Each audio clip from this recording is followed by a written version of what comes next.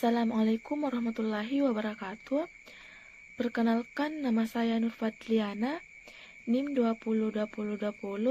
2020-387-0231-002, Program Studi Pengembangan Masyarakat Islam. Nah, di sini saya akan menjelaskan sedikit materi tentang mata kuliah saya, yaitu Peta Sosial Ekonomi Umat. Baiklah, langsung saja. Yang pertama, individu, keluarga, dan masyarakat. Individu berasal dari kata Latin, yaitu individuum, yang berarti tak terbagi. Individu sebagai kesatuan terbatas manusia perseorangan. Individu menurut ilmu sosiologi, yaitu organisasi atau seseorang yang hidup bebas tanpa diikat dengan organisasi lain berupa tindakan, pikiran, maupun tingkah laku. Adapun faktor yang mempengaruhi perkembangan individu, yang pertama, pandangan nativisme. Berpendapat bahwa perkembangan individu berasal dari pembawaan sejak lahir. Yang kedua, aliran empirisme, yang berpendapat bahwa perkembangan individu terjadi karena adanya pengaruh lingkungan.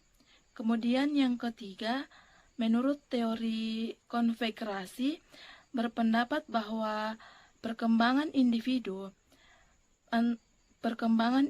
merupakan gabungan dari pandangan nativisme dan ajaran empirisme, yaitu pembawaan sejak lahir dan pengaruh lingkungan. Namun, dilihat kembali yang mana lebih dominan, apakah pembawaan sejak lahir atau pengaruh lingkungan. Yang kedua, keluarga atau bati. Keluarga merupakan suatu kelompok yang terdiri dari dua orang atau lebih yang direkat oleh ikatan darah, perkawinan, atau adopsi, serta tinggal bersama.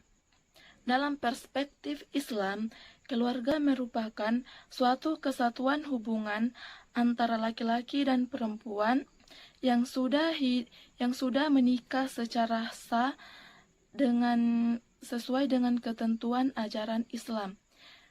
Kemudian dikaruniai seorang anak atau keturunan. Nah, itulah yang termasuk keluarga dalam pandangan Islam. Namun, ada juga orang-orang yang beranggapan bahwa keluarga bukan hanya mereka yang sudah menikah, namun mereka yang tinggal bersama dalam satu rumah. Yang ketiga, masyarakat. Masyarakat merupakan sekelompok manusia yang menjalin hubungan yang erat dengan bekerja sama untuk mencapai suatu tujuan bersama. Materi selanjutnya, ekonomi syariah. Menurut bahasa, kata ekonomi berasal dari bahasa Yunani, yakni oikos, berarti keluarga atau rumah tangga. Nomos berarti peraturan atau aturan. Ekonomi dalam Al-Quran.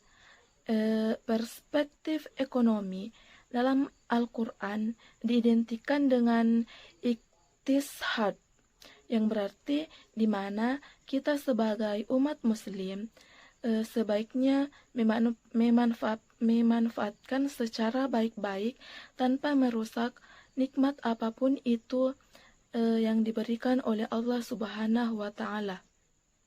Selanjutnya, posisi ekonomi syariah adalah totalitas sistem Islam. Yang pertama, ekonomi syariah dibangun atas dasar agama Islam karena merupakan bagian tak terpisahkan dari agama Islam. Yang kedua, ekonomi Islam akan mengikuti agama Islam. Nah, yang selanjutnya, ruang lingkup ekonomi syariah. Ekonomi syariah menekankan pada perilaku individu dan masyarakat yang konsisten terhadap orientasi masalah. materi selanjutnya yaitu konsep harta dan kepemilikan dalam Islam. Harta merupakan suatu kekayaan yang dimiliki oleh seseorang. Kemudian, kepemilikan adalah kekuasaan yang didukung secara sosial untuk memegang kontrol terhadap sesuatu yang dimilikinya tersebut. Kepemilikan terbagi menjadi 3 bagian, yaitu yang pertama, kepemilikan individu, yang kedua, kepemilikan umum, dan yang ketiga, kepemilikan negara. Yang pertama, kepemilikan individu. Kepemilikan individu adalah seluruh kekayaan yang telah ditetapkan oleh Allah Subhanahu wa Ta'ala untuk kaum muslimin, sehingga kekayaan tersebut menjadi milik tersendiri dari individu tersebut. Dan yang kedua, kepemilikan umum. Kepemilikan umum adalah seluruh kekayaan yang telah ditetapkan kepemilikannya oleh Allah Subhanahu wa Ta'ala untuk kaum muslimin, sehingga kekayaan tersebut menjadi milik bersama. Yang ketiga, kepemilikan negara. Menurut Islam, harta kepemilikan negara yaitu harta yang merupakan hak seluruh kaum muslimin, sementara pengelolaannya menjadi wewenang negara. Nah, itulah tadi sedikit materi yang sempat saya sampaikan. Semoga dapat bermanfaat bagi kita semua. Kurang dan lebihnya mohon dimaafkan. Faiza azamta fatawakkal 'ala Allah. Assalamualaikum warahmatullahi wabarakatuh.